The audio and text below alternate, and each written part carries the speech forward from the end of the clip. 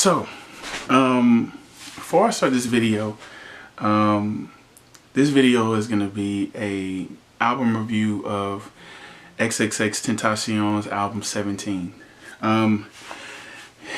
He talks a lot about depression and emotional, struggles in this album, and I hate to be, a sappy person. And whenever we talk about depression, we gotta have this whole montage in the beginning. But if it can save somebody, I'm gonna do it. So, if you're dealing with depression or anything like that, I would encourage you to get as much help as you can. Let me see, what's the suicide hotline? It's that Logic song. I should have had this ready already, but it's just so, Logic just made it so much easier,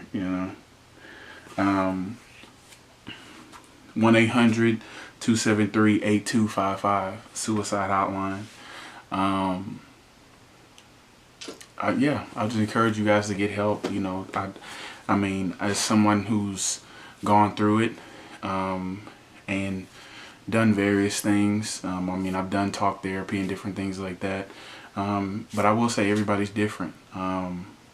Some people need medication. Some people just need to talk to somebody.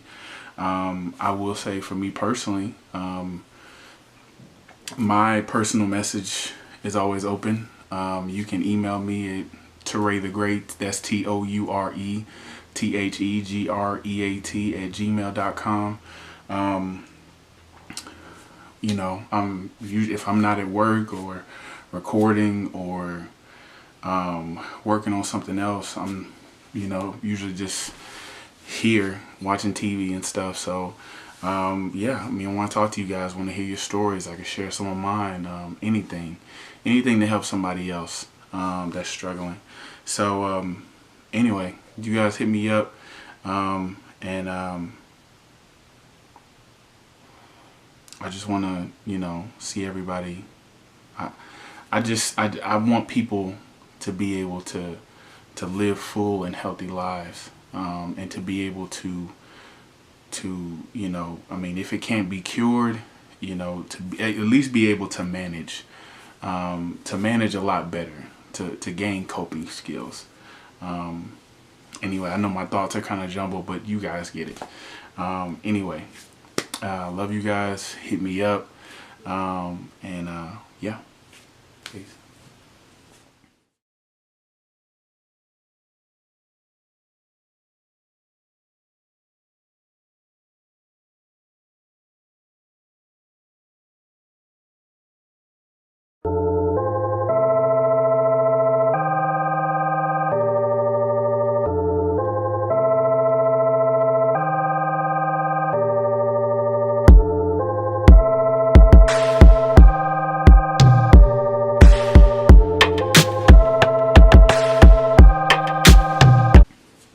What's up, y'all? It's your boy Big O here.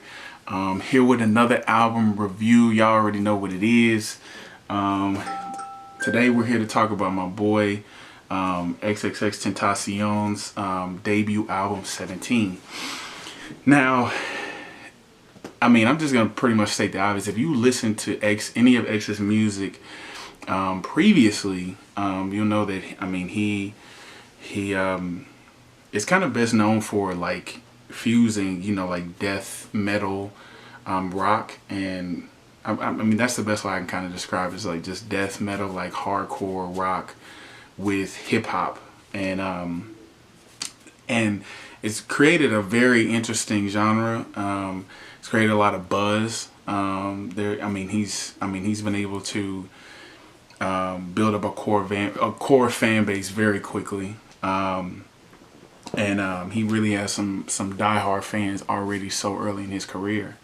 But yeah, he's garnered a lot of attention, and with this debut album, I think he kind of threw us for a loop, because this album is pretty much, I guess, sonically the antithesis of what he's known for. This album is very kind of, I guess you say, kind of in a sense, kind of lo-fi, very emo, very emotional. has very gripping lyrics, and I think it sometimes can be a little bit intense. It's very short. It's very short, actually. I think it's like a 22-minute project. Has 11 songs on it. I think most of the songs cap out at about, you know, a minute and a half, maybe 2 minutes, something like that.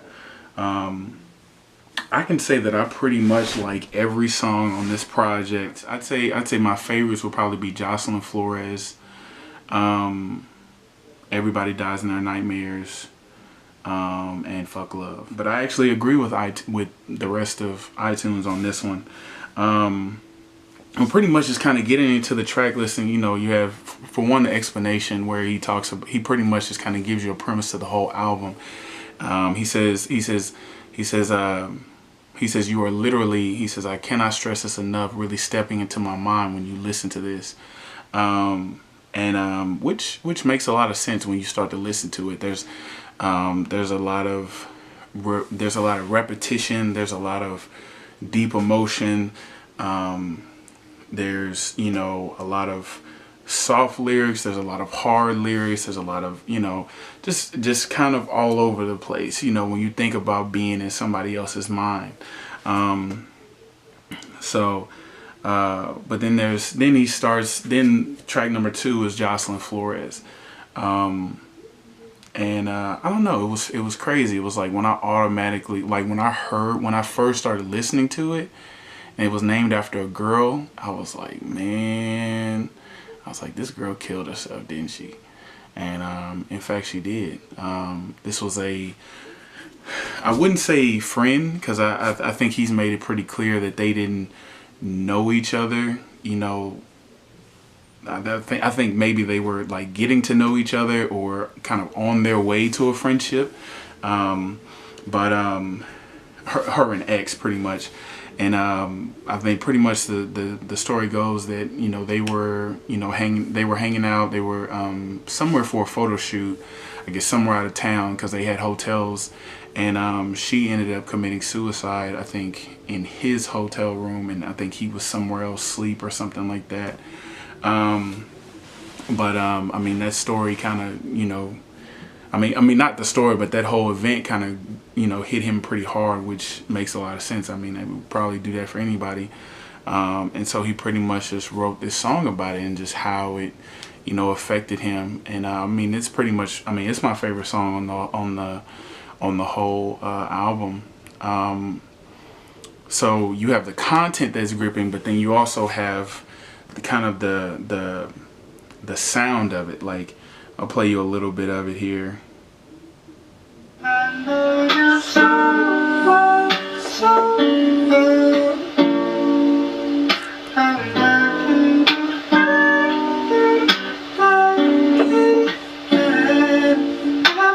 I know you're somewhere, somewhere. I'm trapped in my mind, just holding on. So you kind of get the feel of, but it's very like kind of slow, but also melodic, and I love it. I think it's great. Then you have Depression and Obsession. There's a lot of acoustic guitar on this album. I think he borrows a lot from grunge. I think he borrows a lot from, you know, emo bands and different things like that. Depression and Obsession, he says depression and obsession don't mix well. And it's just kind of, when you think about, like, it's so crazy. It's like being a person who is, you know, I mean, I've never been officially diagnosed, but I guess you could say I'm like Gates, you know, like I don't have depression, but I go through cases of depression. And so I think just being, when he talks about depression and obsession don't mix well, it's like you get depressed about something because you obsess over and you ruminate, and you just, you know, you have these feelings of inadequacy. You have these feelings of, you know, whatever the situation may be. It's like, oh, for some reason I don't measure up, or I messed up, or I just feel worthless because I did this. Then you have Everybody Dies in Their Nightmares. which is kind of reminiscent of Jocelyn Flores. It has that same, those same like kind of high pitched vocals in the back, but it's very like, but the song's a lot faster. He's spitting faster lyrics too. He says, you know, well, I'll let you listen to it.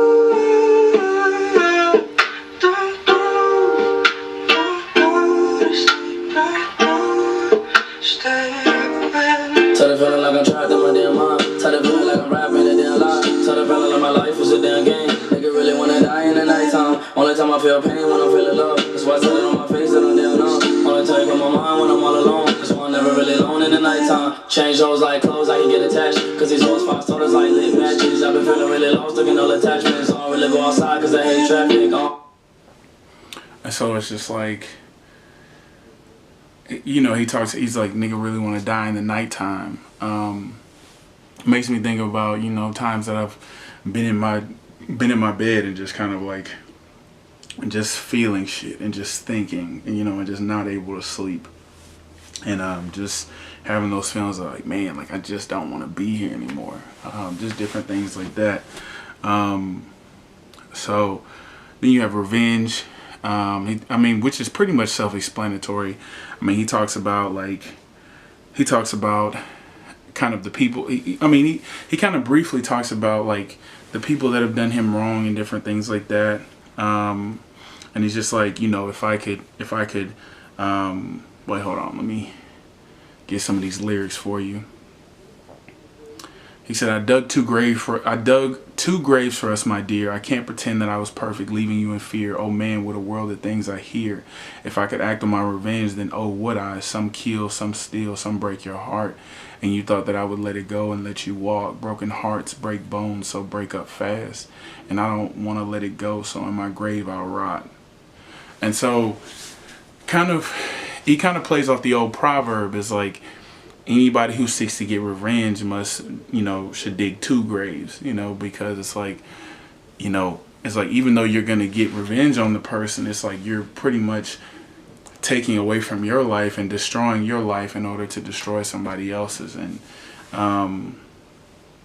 but yeah, I mean, I really, it's funny. I watched another review of this album, and the guy was just talking about how shallow he felt like the lyrics were and different things like that. And I don't know. I mean, I'll say this. I don't know. I mean, unless you just really just been there, to a certain extent, you won't be able to enjoy this album.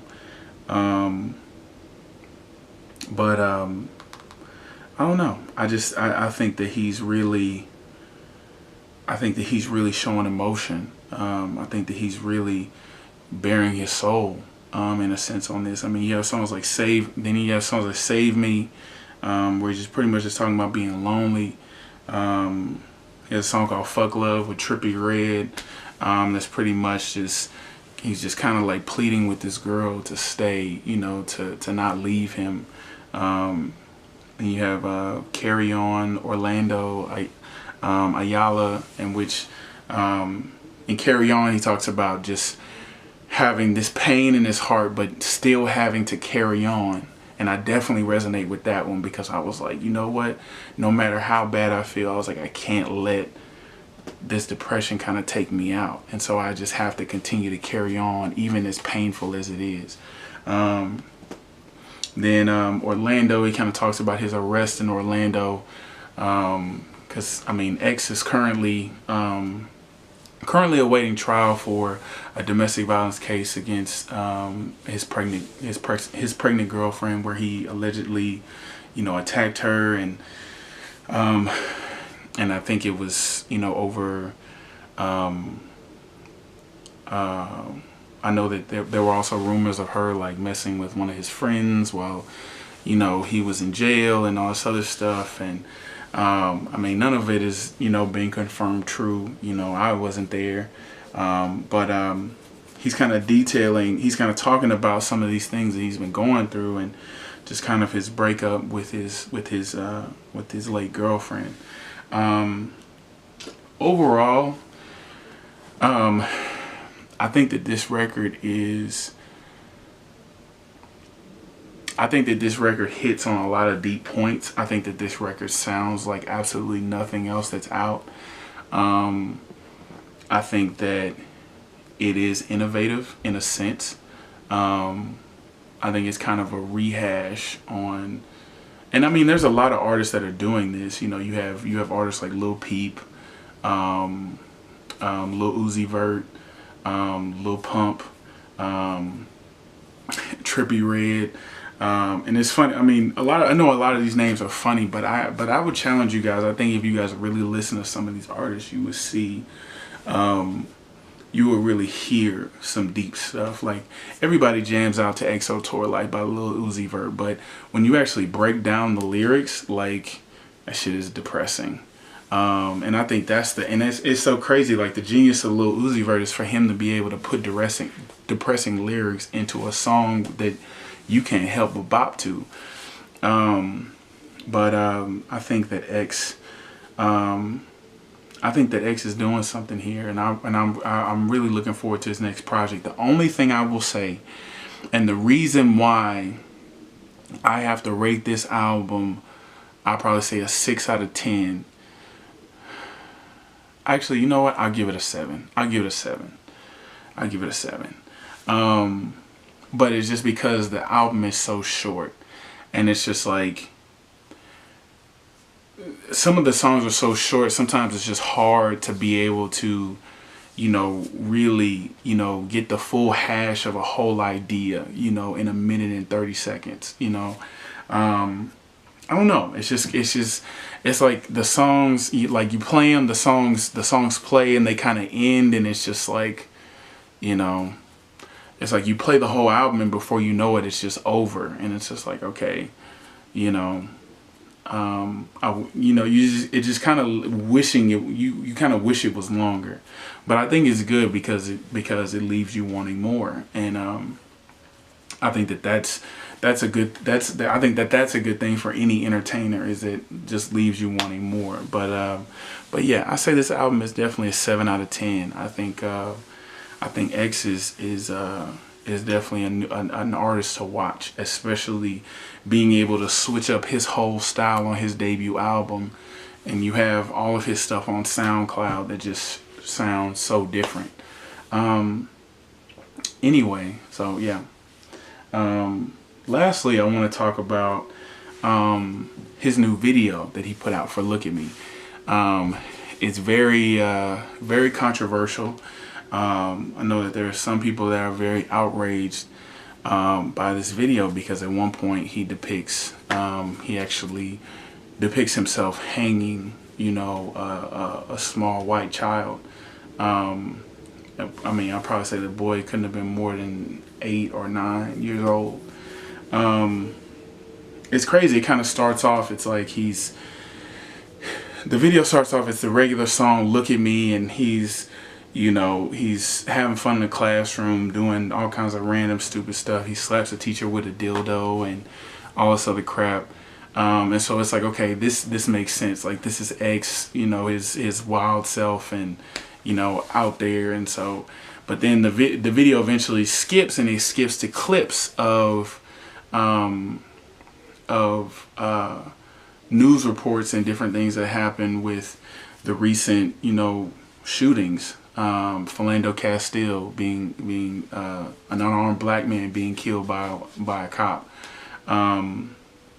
It also talks about Emmett Till, Trayvon, just kind of shedding light, kind of bringing these issues back to the forefront, and, you know, where they should always be.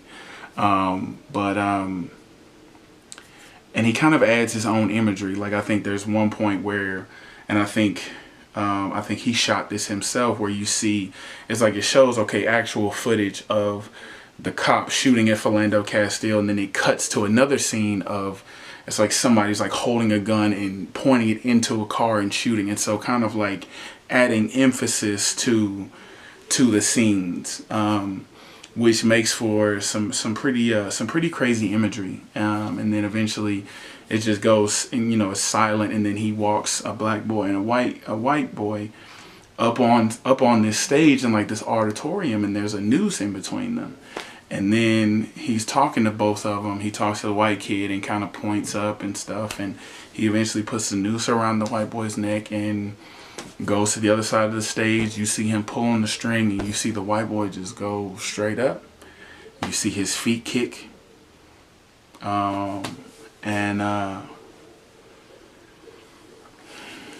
It's some very intense imagery. Oh, he also shows himself and some other friends hanging from trees. Halfway through the video, it cuts to another song, and so he's rapping. And at one point, he's rapping while he's hanging from the tree, which is pretty intense. And so, you know, I mean, all of this has people in a tizzy and different things like that. I will say this, and it's the same way I felt about Kathy Griffin when she did her whole thing with Trump. Even though Kathy Griffin eventually backed out, I think less than 24 hours, you know, and tried to apologize for the shit. And then she actually recanted that apology with her wishy-washy ass. You know, and it's just when you're not really used to having to stand up for a cause, you kind of, you know, fold under pressure when you get a little heat. But anyway, I will say this. I think that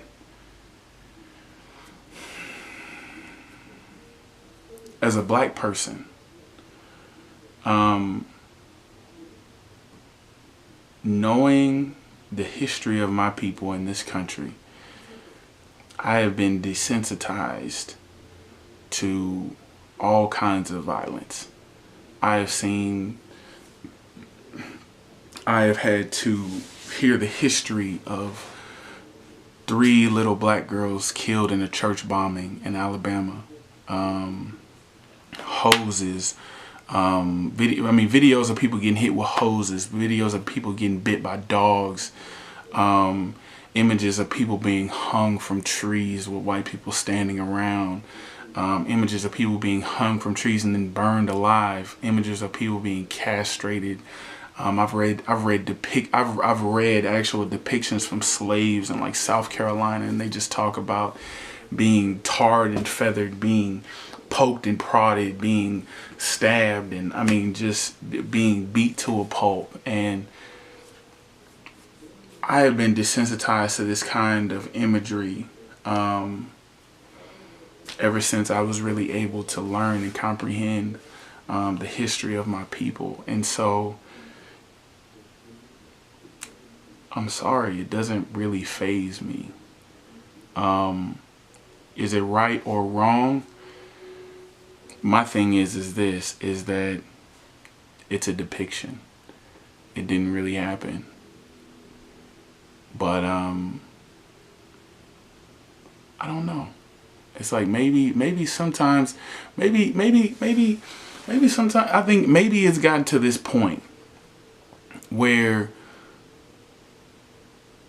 I think people who are racist and people who are on the fence, and even black people who just don't get it, really need to see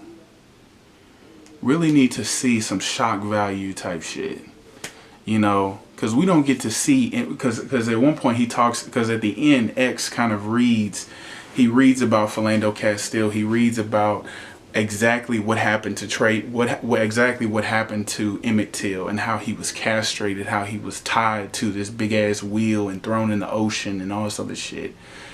It's like, okay, people are getting outraged because you're looking at a video of a small white kid being hung, but that white kid is still alive. Emmett Till's mother has to live that shit every single day.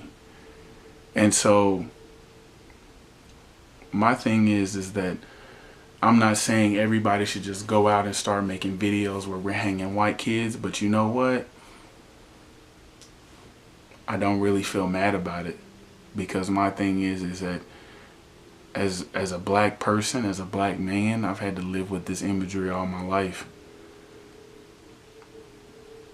And if it takes, and I don't know, maybe some people need to see, maybe some people not necessarily need to see, but maybe that's what it takes for you to finally get it.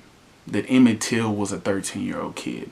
That those 3 young girls that were killed in that bombing, they were kids. That Trayvon Martin was a kid.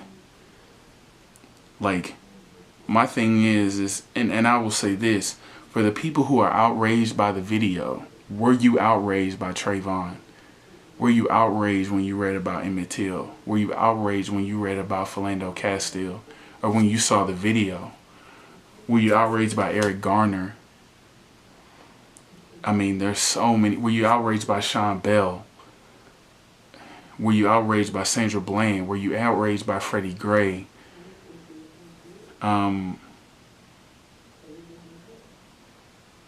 I think at the end of the day, I think it should start a conversation. I don't know. I mean, there are people that are saying that it's inappropriate and different things like that. I mean, that's not necessarily how I want to get my point across. I mean, I'll keep talking all day and keep showing you facts all day. But you know what? If it gets you to think, if it gets you to reconsider, if it gets you to finally wake up and see what's going on in this country,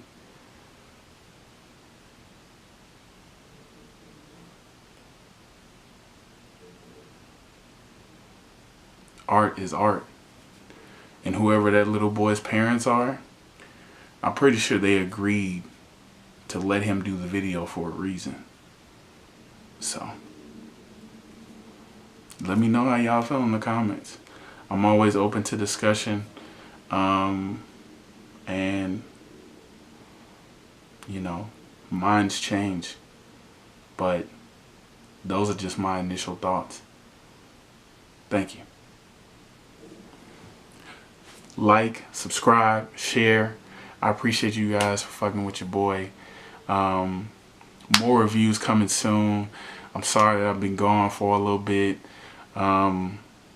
But we working. Actually, just to be honest, it was, you know, I mean, your boy was kind of going through some things, didn't feel like shooting, you know, but I'm coming back.